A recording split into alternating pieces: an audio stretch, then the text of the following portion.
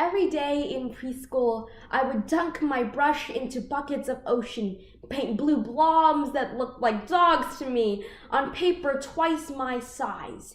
Innocent creativity spilled from my hands into beautiful strokes, always pleased with the marks I made, never seeming to make mistakes. Until I was 5.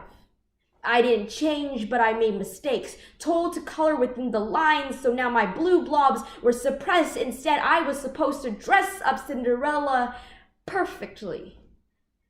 'Cause if I wasn't perfect, I wouldn't be worth it. In school, I'm taught about the A, B, C's, but eventually I learned that the A's are what I need to see. That it's the grades that do matter in order for you to matter, in order for you to flatter. In constant need of approval, I was branded with the idea that a B was the same thing as throwing your life away.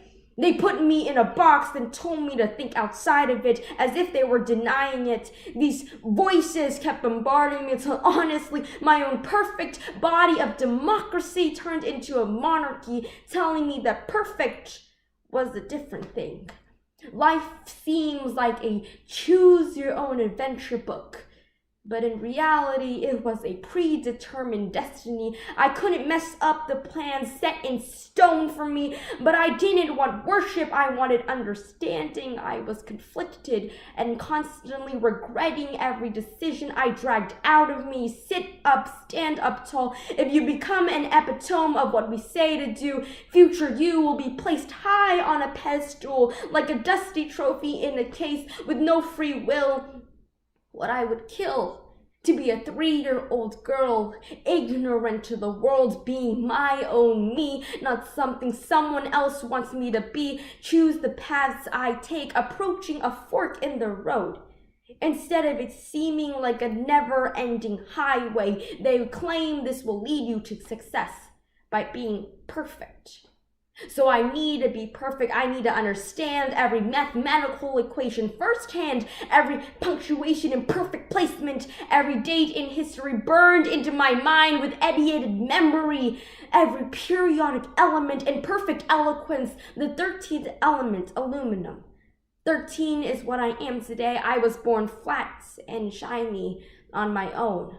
But through the words I learned, like foil, it wrote deep creases in me that will never decrease no matter how hard I try flattening them out. I never see my same reflection as 3-year-old me.